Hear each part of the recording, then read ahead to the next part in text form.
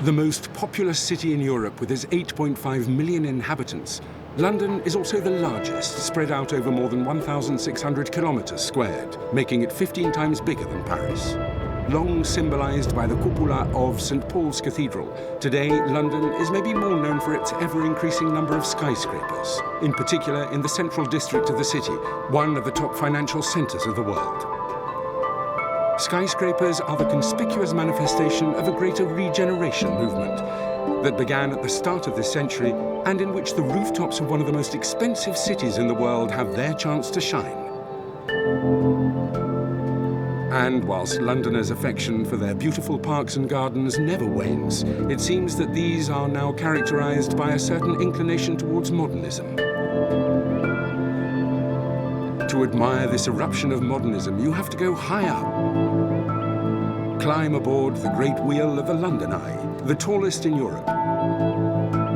Or instead, go out a bit further from the centre of the city, where traditional and picturesque, but also more modest districts can be found. In these parts of London, almost reminiscent of lush green countryside at times, in these villages arranged around long main roads, lined with house upon house, each identical to the next, from time to time the silhouette of big housing estates stand out, like here at Forest Hill. Social housing blocks on whose roofs one photographer, fascinated by his city and its transformations, likes to perch.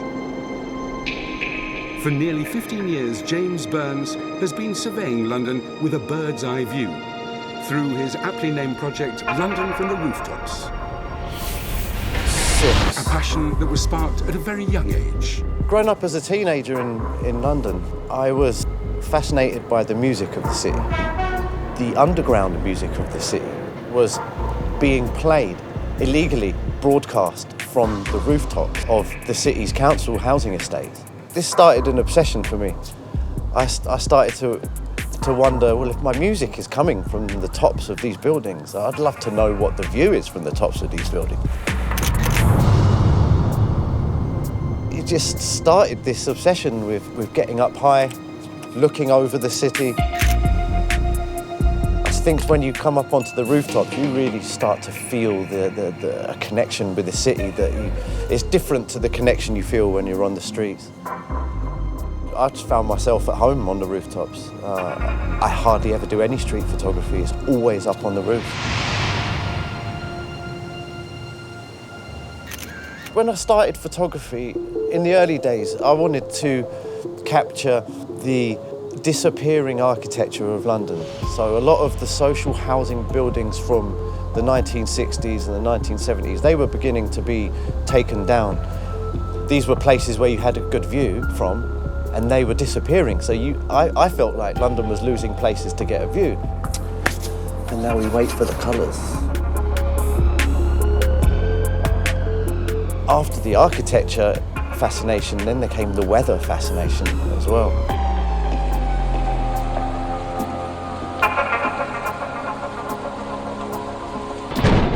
The most difficult part of my job is guessing the weather. This is a characteristic of London. It has weather. London is famous for its weather. Maybe not famous in a good way. A lot of people will complain. They come to weather, it's too cold. It's the middle of summer and I'm wearing 3 layers. But for me, this is what makes it exciting. I like the fact it's unpredictable and it changes, keeps you on your toes. Over time, the project became more about the views themselves, and then the project became about getting on to as many rooftops as possible around the city.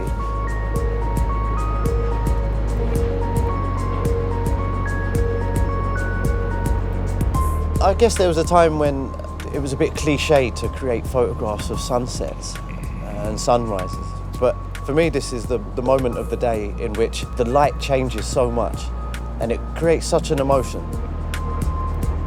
If you're going to take photographs of the moon, it arrives in a very specific place, a very different place on the skyline every night.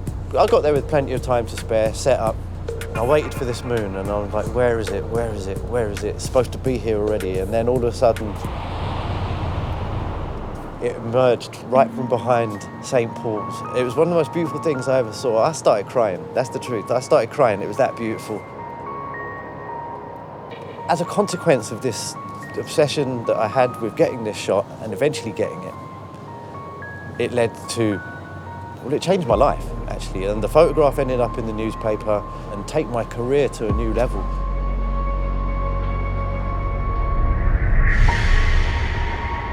A photo which opened doors for James and allowed him to gain access to the exclusive rooftops of the centre of London, authentic observatories from which to witness its major transformations. See, when I started taking photographs, actually, London wasn't changing much at all. But in the last 10 years, that's really changed. And over the next 10 years, that's going to completely change again. So I will never get bored, and this project just will not finish. So I go back to the places that I've always photographed from, and with the same passion, I'll take the same photographs. If you compare the skyline of London to probably every other major capital city in Europe, at the moment, London's changing faster, and it's got, in my opinion, the most exciting skyline, at the moment. In fact, 40-odd towers at least 100 metres high have sprung up in less than 20 years, and around 100 more are currently under construction. More than enough to feed James's artistic appetite. Art is about making people feel something. Music is about making people feel something, right? For me, I want to make people feel something when they look at one of my photographs. I want them to say, that makes me feel in love with London. That makes me feel happy to be alive. That makes me want to get up early in the morning. And for me, that's art.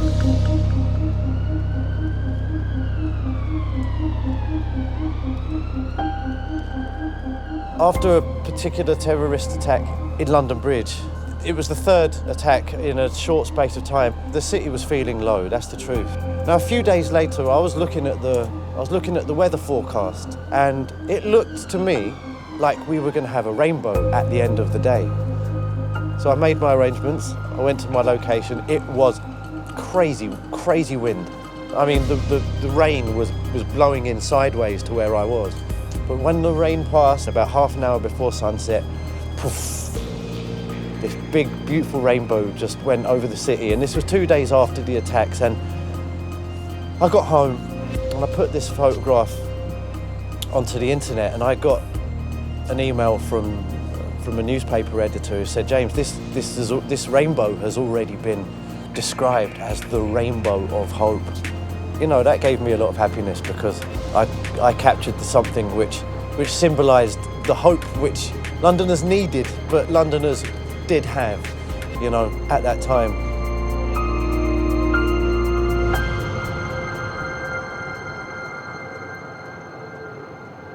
But London's increasing affection for vertical architecture, whether it be offices or residential buildings, doesn't mean that there is any more space for Londoners, whose numbers are ever increasing. This verticality is above all the expression of feverish property speculation that is mainly geared towards foreign investors. Paradoxically, in London, space is increasingly rare and expensive.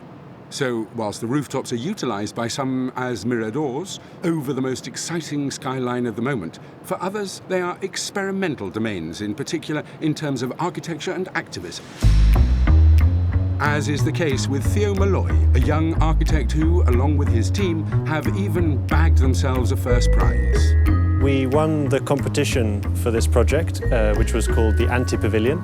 This is the inaugural year, and it'll be an annual commission for projects which relate to how we use the city and innovative forms of occupation on rooftops. The pavilion is located on the roof of a collection of warehouses, Columbia and Brunswick Wharf, which is next to the Regent's Canal in Hackney. It's a collection of artist studios, event spaces, some accommodation, some workshop space, some storage.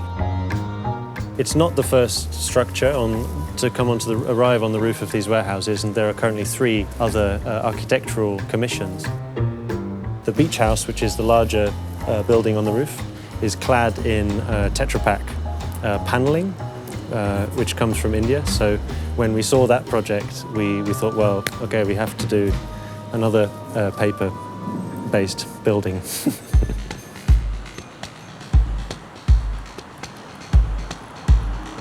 The competition was about looking for innovative ways of living within the city, and on the other hand, an innovative approach to materials and recycled materials.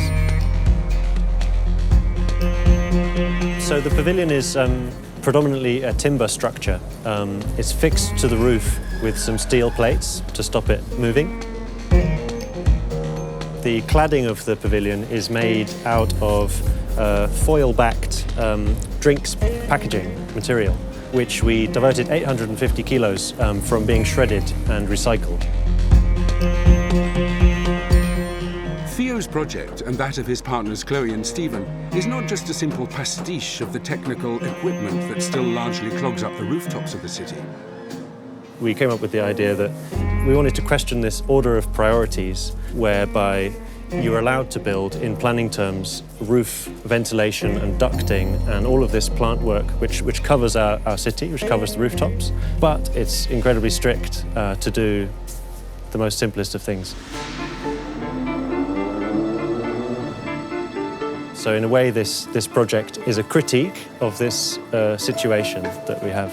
It's taking advantage of a planning loophole where you're allowed to build this stuff. And it's inspired by the kind of linear, volumetric forms that we find very beautiful, very sculptural of rooftop ducting, and subverting that by being a very hand-built, crafted structure that gives people access to the best bit of the city on the roof. There's a learning that comes through doing it yourself, which feeds into the way that you think about design. So a line that you draw on the page becomes 20 kilograms on site, and it changes the way you approach design. I'll come and hold the ladder for you.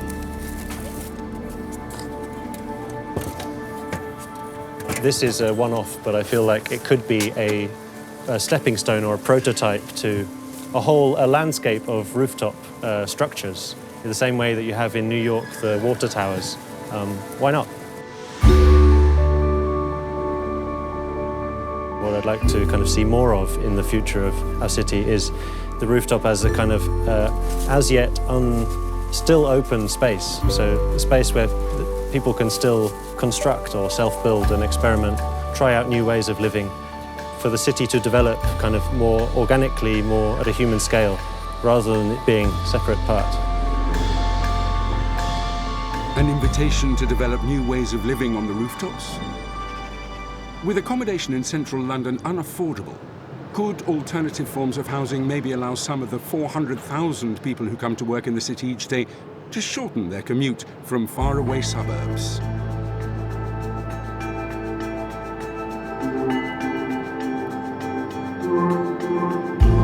Suburbs which are connected to the 17 big London stations, which spew out tens of millions of passengers each year, like here in Liverpool Street, one of the UK's top 3 stations in terms of passenger traffic.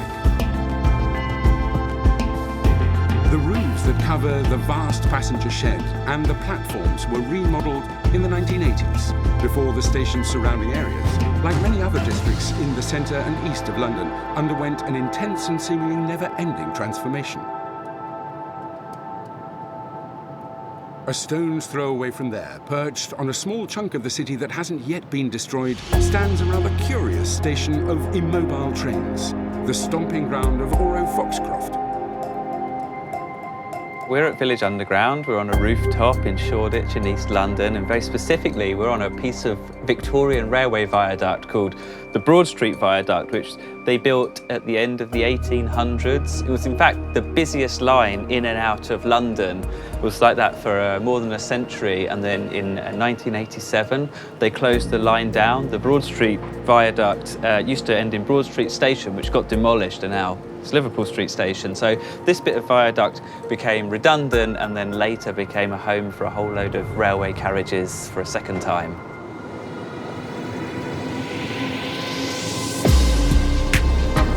I studied furniture design at university, and a friend of mine and I tried to set up a furniture design practice, and we wrote our business plan and we did our first designs and we were very happy about it all. But we quickly kind of found that we didn't have enough money to pay the rents around here. So we had to put our plans on hold, and in the meantime I decided that, well, you know, if we can't afford some space to work in, then I'll just make some space to work.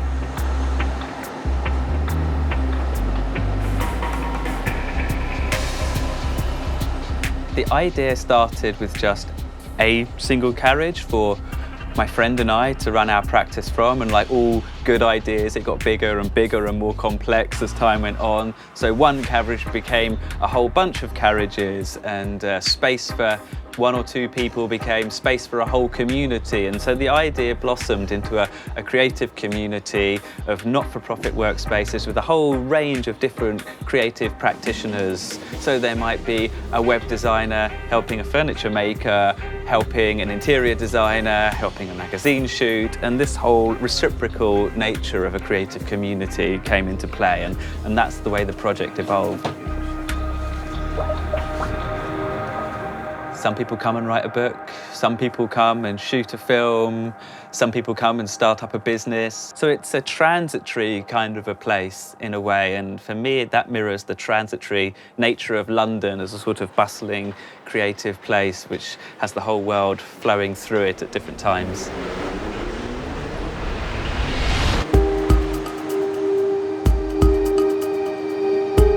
Rooftops are one of the surely futures of a city like London that's eating itself alive with the price of property. And it's expensive because there aren't enough houses simply for the amount of people. So building onto rooftops and creating new space that was never imagined before, it has to be a way forward. And I hope that the city does that. I really hope so, because living on a rooftop is nicer than living downstairs. You know, up here we have space, we have lights, you can see views across the city. I'd like to think that Village Underground helps that happen. I mean, it's nice to play a role in people's development and to help people and to help organisations to come up and to become something great. And it would seem that the Village Underground has a bright future ahead. Hackney Council, a local municipality that owns this space, owns this piece of viaduct, owns the venue space underneath it, gave us a new 15-year lease, which in the context of London is kind of amazing. This site's maybe worth £30 million or something like that. So for them to give it to us for another 15 years to carry on doing what they're doing just goes to show you to what degree they value the cultural life of the city, the artistic heart of the city, and particularly the artistic and creative lineage of this neighbourhood. So we're in for another good few years yet.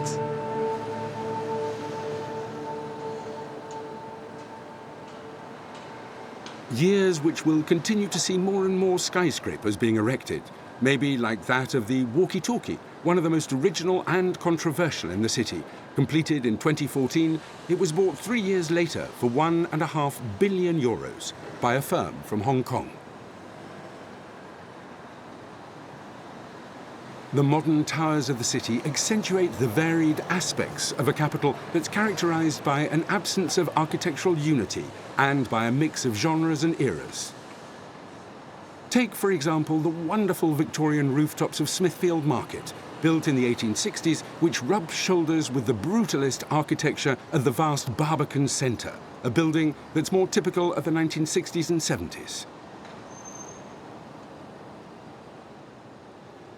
Despite an increasing privatisation of its spaces, London and its rooftop skyline whet the appetite of free spirits for those who want to make the most out of this unusual terrain.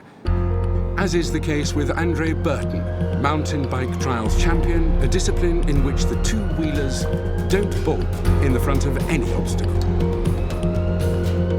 Trials is basically the ability to ride over anything that is in front of you, whether it's ramps, walls, rocks, cars, buildings. And that's why I love it. It's just any environment you go to, whether it's natural or urban, there's always a new challenge.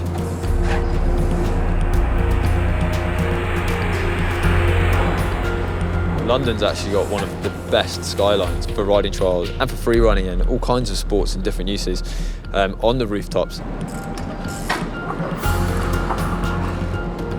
I think it's amazing. London's just one of the best places.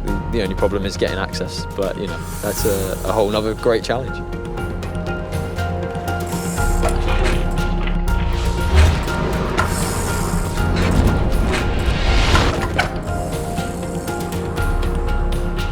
Bikes now are massively specific actually. We've got no seats. The bottom brackets, so the bottom of the bike where you pedal, is much higher than a normal bike, and the frame is slightly longer. The bikes are really light. I think my one's just over 8 kilos. The brakes are incredibly powerful, and everything's made out of composite materials and specifically designed for exactly the intended use of what we're doing in trials, riding over anything that's in front of you. So it's really modified so much from where it used to be.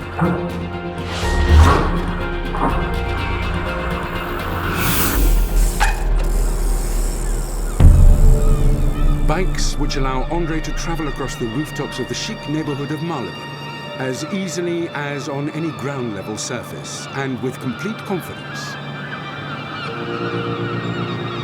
For me, my whole life has been about challenges and overcoming those challenges, and that's massively respected in my sport, I suppose.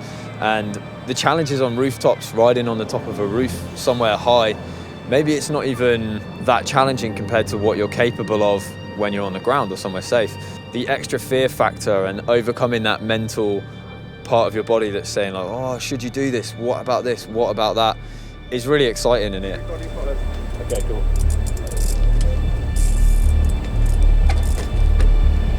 People might say, yeah, it's madness, but I think it's all relative and it's all calculated risk.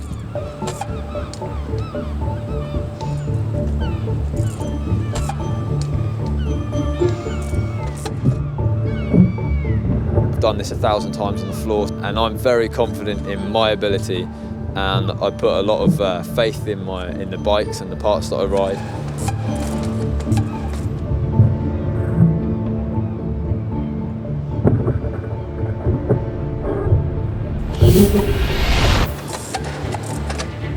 Rooftops are a place where not many people go, maybe because they're scared or they have no desire to go there, but I definitely have that desire to go there. So it's amazing seeing the world from a different perspective, and maybe that's kind of what my life is about and why I ride trials.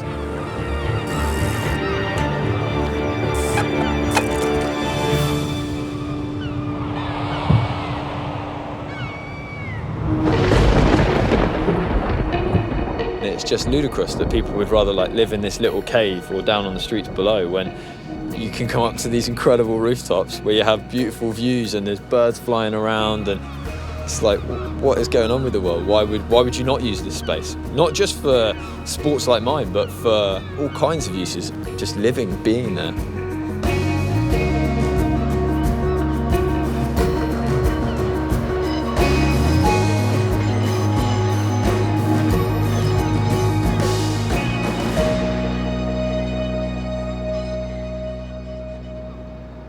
London's West End is the entertainment district, with its 40 old theatres, department stores and great cultural institutions, such as the venerable British Museum. Built in 1753, it's one of the largest museums in the world, with its more than 8 million works. In the year 2000, the Queen Elizabeth II Great Court was covered with a huge glass and steel roof, converting it into one of the largest covered squares in Europe. A little further south, the famous curve of Regent Street, which leads to Piccadilly Circus, is just a stone's throw away from another famous landmark, Trafalgar Square, flanked by another major museum, the National Gallery.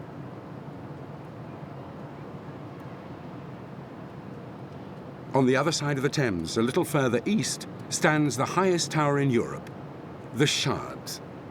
310 metres high, it looms over London Bridge Station and its brand new canopies of steel and aluminium. No less than 15 tracks lead from the station in the direction of South and Southeast London, all crossing the old district of Bermondsey. A collective of young artists have made their home here as staunch promoters of art and, in their own way, the conservation of London's heritage, as Rosie Slay, one of its founding members, explains. Bermondsey was an old industrial area, and a lot of the buildings around here are previous tanneries, so places where leather was treated, and this building itself was one of those tanneries. So it's been here for a few hundred years. The whole concept of Ugly Duck is that we find meanwhile spaces, which means we find spaces which are between two uses, and in that moment in between those two uses, we'll take them over and make them useful for the creative arts. The name Ugly Duck comes from the old parable of the ugly duckling, and we wanted a story that would convey the idea of something that's underappreciated or sometimes overlooked that comes to be a beautiful thing that is worth a lot to a lot of people.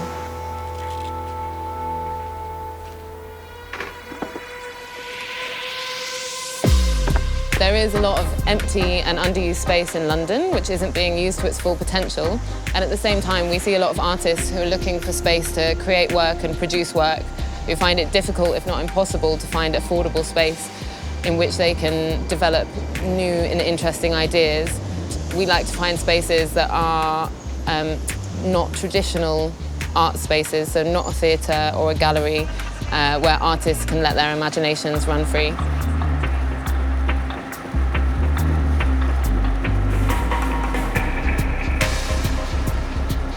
Shout It From the Roof is a project that we undertook in order to revitalise one of our own underused spaces, which is the rooftop at 4749 Tanner Street. So what we wanted to do was put a large-scale sculpture in this space, which drew attention to the area and also draws attention to a particular issue, whether that's a social or environmental issue, means that the passing passengers on the train lines have something to engage with as they're coming into London Bridge Station. So this project is called Rooftop Dancers, and it's curated by Dolly Kershaw, who's also one of the artists who's involved in the project. So each one of the rooftop dancers is an alter ego for an artist, all of whom are fresh out of art school, and they're all trying to find their way.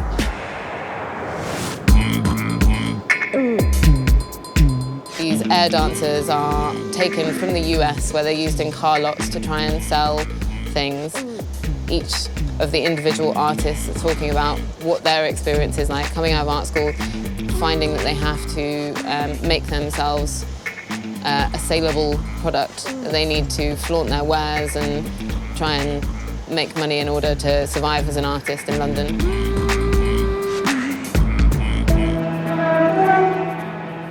This is a really interesting project because you can never know exactly how many people have seen your artwork.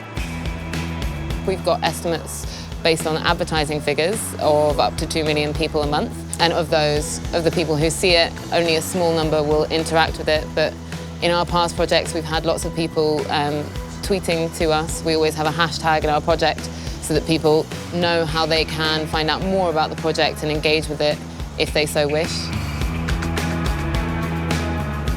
In the next 5 years, this building behind me is going to be knocked down and turned into flats. But I think it is sad that we're going to lose old buildings like this, and the number of people who come in here and say, I've never seen a space like this before in my life. This is amazing. I want to buy it. Don't knock it down. Over the past decade or so, London's kind of learnt to love and appreciate its rooftops. And as the housing crisis squeezes all of the space that we have, people are utilising every square inch of space, so you're seeing more rooftop cafes and bars, there's rooftop sculpture gardens. There's a lot going on, and I think it's a nice place to be where you're up above everything else and you can actually see out over the city.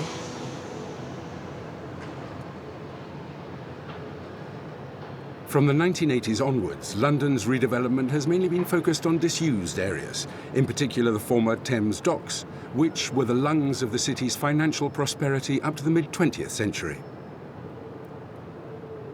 Canary Wharf is the figurehead of this redevelopment.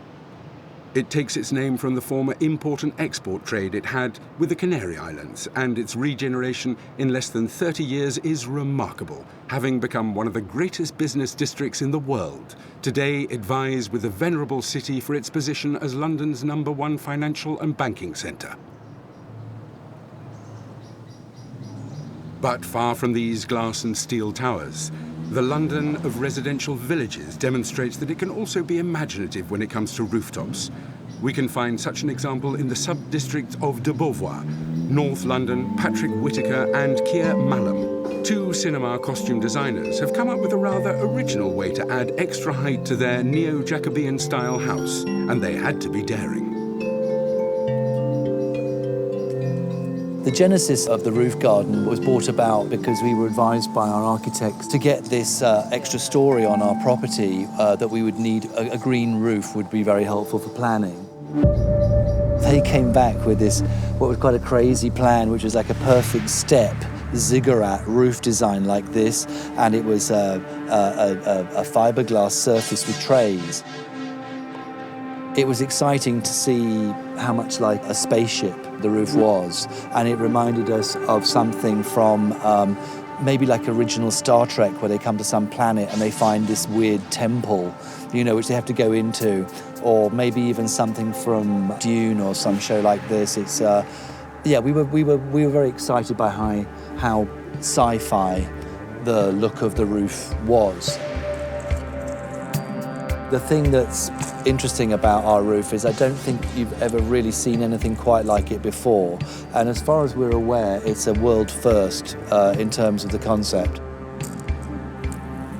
In a dense urban situation, you're forced to be more creative with your ideas about the possibilities for gardening. You know, we started in one place and we'll end up in another place, and that's what gardens are. They are developing things. Evolving things.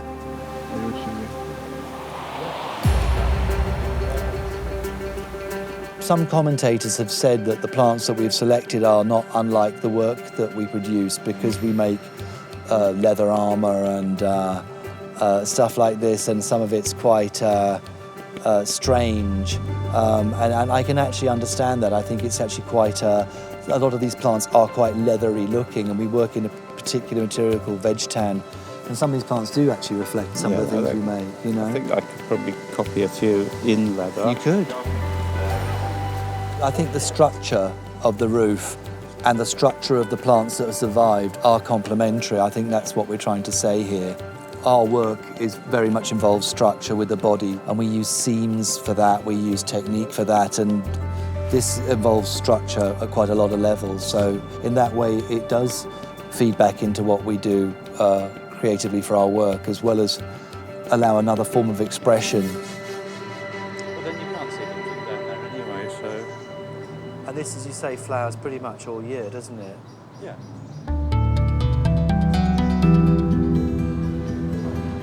Well, obviously, if you extend your home above the usual levels, it allows you a whole new perspective on your environment. So it's lovely to be able to come up here and look at your own garden, and we are surrounded by other people's gardens, so it's lovely to have all that greenery around you.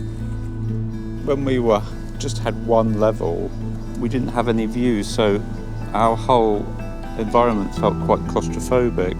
So give yourself a view, and then your world opens out a bit more. Absolutely, that's been one of the major improvements with having this roof, and we do enjoy being out here a lot. And actually, it's wonderful when you've been working to come out and have gardening space genuinely outside, and that's enhancing for us and the people around us, hopefully.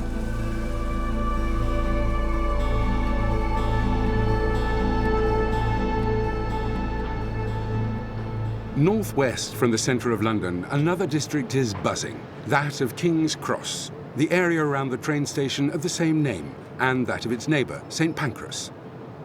This once ill-famed area is currently one of the largest reconstruction sites in Greater London, with the terminal for Eurostar, the headquarters of Google, and the British Library's new building. It's got it all. In 2011, the famous Central St Martin's School of Art moved into the former warehouses here. It didn't take long for former student and professor of the school, artist Craig Barnes, to land on one of their sizable rooftops with his curious Futuro house. The Futuro house originates from a design of a Finnish architect called Matti Saronen. He designed it in the late 60s, and it was the first serially produced prefabricated house, really, made in plastic. About 100 were made. The idea came that each piece should be easy to lift into place by very few people using no machinery.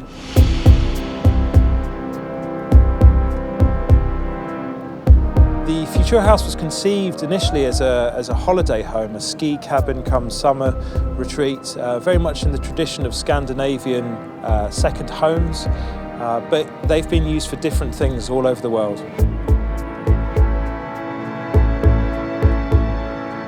I first saw a Futuro house when I was 3 years old. My mum and dad originate from South Africa. We would go back to visit family. And every few years when I would go and see the family, we'd do a drive-by of this house and I'd see it in its sort of various states of disrepair as time wore on. And so as I grew up, I learnt what it was, that it was a Futuro, and I found out more about the history of the houses.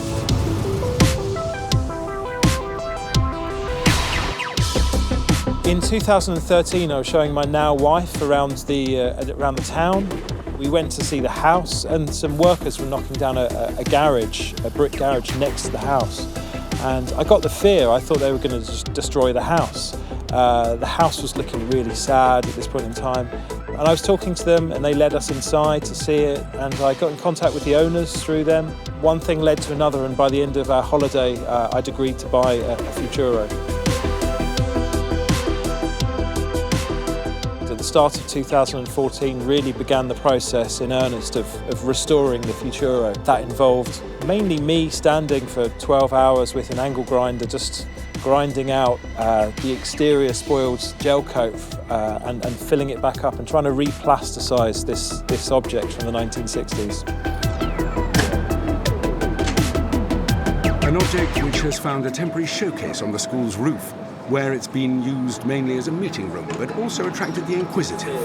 I'm not looking at it through kind of kitsch or nostalgic views. I'm interested in how we can sort of rekindle that spirit and take it forwards. It's always been a kind of a nomadic piece of architecture, and the idea is that it will go to different places and serve different functions. And so I think this is a house that was originally conceived to be in remote places, and so, you know, in an urban environment, rooftops are about as nomadic and escapist as we can get. Craig's Futuro house has since left St Martin's School of Art and today is seeking out new adventures on new rooftops. London is something of a bipolar capital. Whilst the City of London has been its historic and economic centre since antiquity, Westminster became its political hub in the 11th century. Well before the palace was built, which has been home to the British Parliament since 1852, King Edward the Confessor had a castle and abbey constructed. From that point on, all sovereigns of the kingdom were crowned there, starting with William the Conqueror. Sovereigns who, since 1837, have resided in Buckingham Palace, with Queen Victoria being the very first.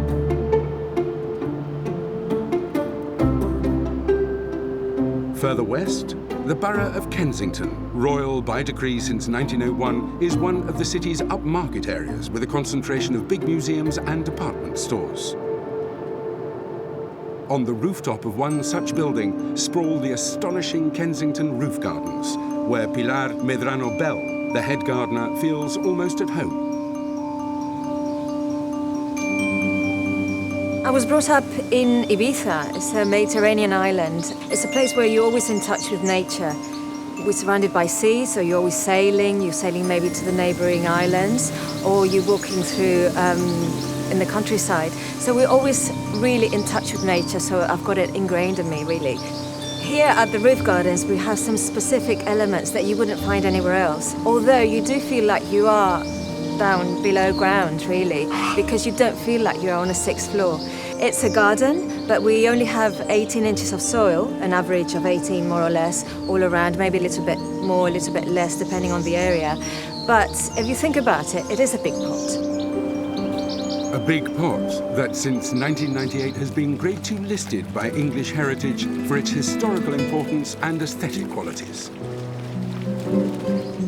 So here at the Roof Gardens, we have 3 different areas.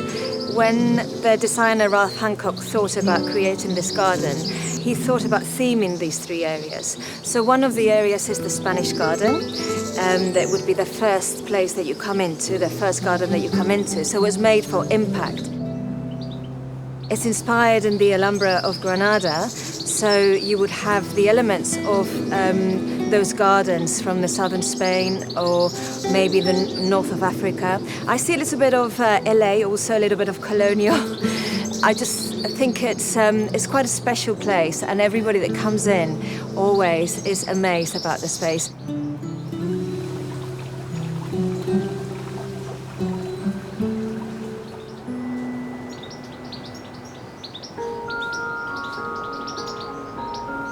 Then you walk through, you come into the Tudor walkway, you come into the Tudor garden. It's a more intimate space where maybe we have some weddings that take place there.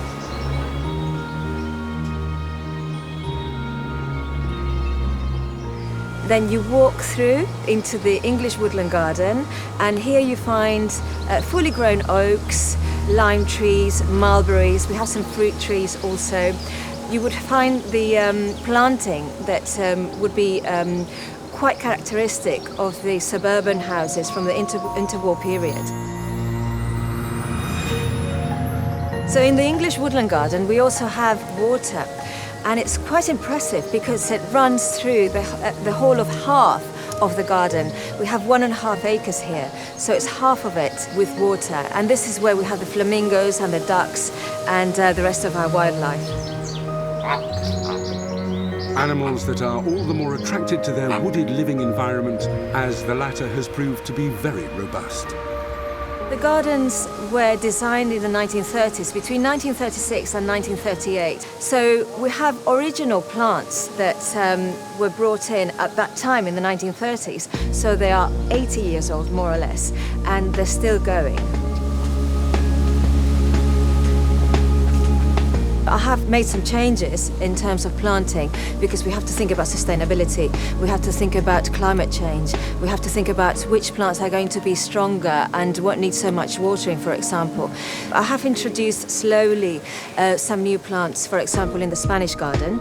They are plants that are going to be stronger. They won't need any pesticides, and once they have established, they won't need so much watering. So that's the kind of thing that I've always got in mind when I'm working in the garden and when I'm thinking about making any changes.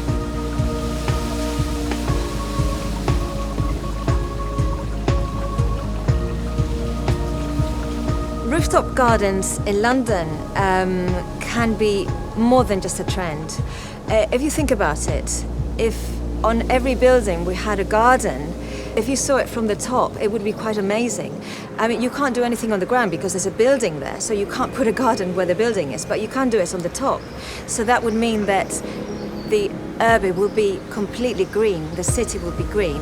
So I think the trend is kind of going on to something that's a little bit more in everybody's mind, and it's a little bit more into thinking about places like this one. This is a proper garden on a rooftop.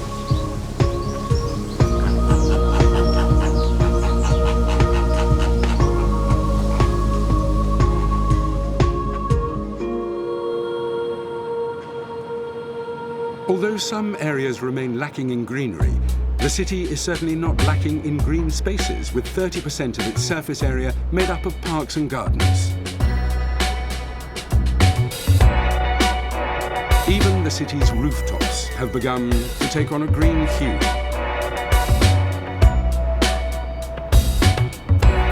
The roofs of some tall buildings are also seeing wind turbines being installed, such as the Strata Tower, located in the heart of Southwark, a large district located on the south bank of the Thames.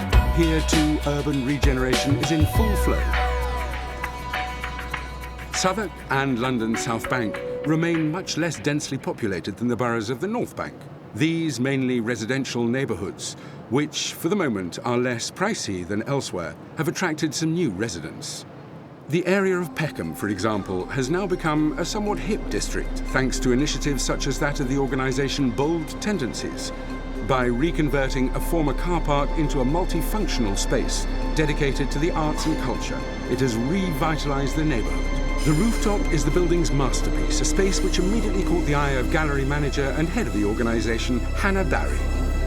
When I first came to this site, I felt that it would be incredibly inspiring for artists for many, many different reasons, because of its scale, because of its proximity to the city, but also because of its proximity to the sky and the greener parts of London, which I found very, very liberating.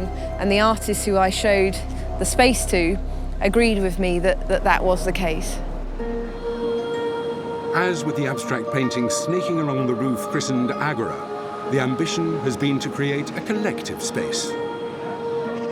Aside from visual art, which is in a way where we started, we got very interested in architecture because, of course, architecture is a discipline which brings people together, and we felt that this site really demanded, aside from being interesting and unique of its own accord, if you wanted people to come here and want to come back and want them to stay here, we realised we needed to have some sorts of facilities plugged in, let's say. Frank's Cafe was one of those facilities, and that was designed by Practice Architecture.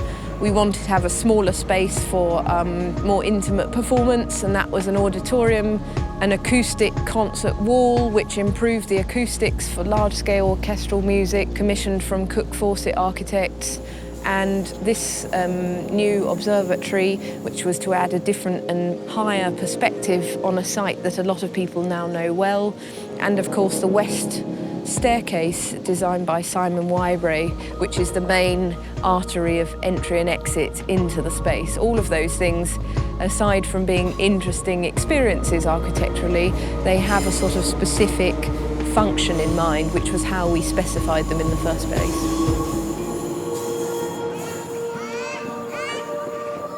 We've been looking very much with the world of education at what can Bold Tendencies offer, in particular to plug into local primary schools in terms of art provision.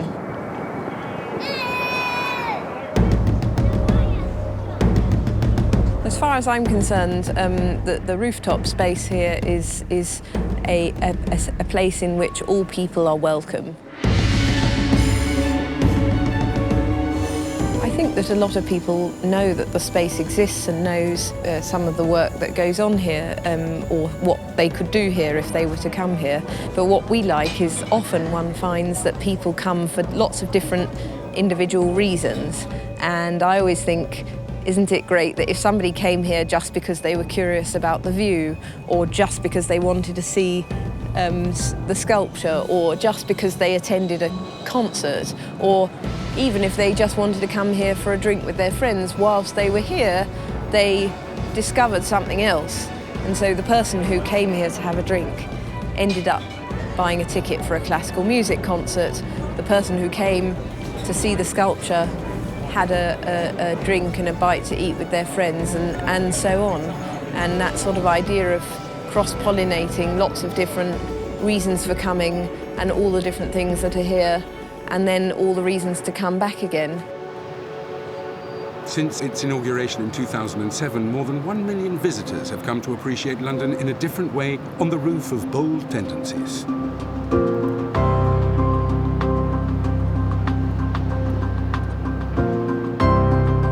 From the shopping centre of Westfield, the biggest in the capital, to the skyscrapers of the city, the current trend in London is more towards supersizing in verticality.